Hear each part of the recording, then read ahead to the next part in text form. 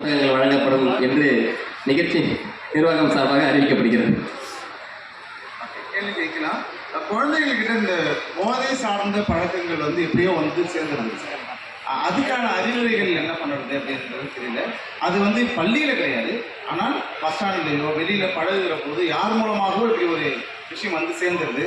அதுக்கு அடிக்ட் ஆகிற பிள்ளைங்களை காப்பாற்றுறதுக்கான வழிமுறைகள், ஏன்னா நாங்கள் அணுகும் போது அது இன்னும் தீவிரமாகிறதுக்கும் வாய்ப்பு இருக்குது. பேரண்ட்ஸ் சைடில் போகும்போது எல்லாம் தெரிஞ்சிச்சு தானே அப்படிங்கிற மனநிலைக்கு வர்றதுக்கும் வாய்ப்பு இருக்குது. ஸோ இதை அணுக வேண்டிய இடத்துல நுட்பமான ஒரு விஷயம் இருக்கிற மாதிரி தோணுது. அதை நம்ம ரொம்ப ஃபோர்ஸ் பண்ணவும் முடியாது, விடவும் முடியாதுன்ற மாதிரியான சூழ்நிலையில் ஆசிரியர் பெருமக்கள் இருக்கிறோம். ஸோ எங்களுக்கான அறிவுரை நீங்கள் சொன்னீங்களா? இல்லை, இப்போ கண்டி இந்த மாவட்டம் மட்டும் இல்லாமல் எல்லா இடங்களிலும் இருக்கக்கூடிய விசிபிளாக பார்க்கக்கூடிய ஒரு நபர்.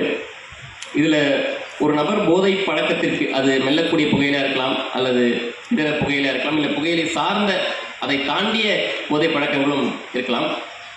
இது எவ்வளவு பரவலாக இருக்கின்றதை தாண்டி மிகவும் சுலபமாக தொற்றக்கூடிய ஒரு பொருள். ஒரு நபர் ஒரு பள்ளியிலேயோ இல்லை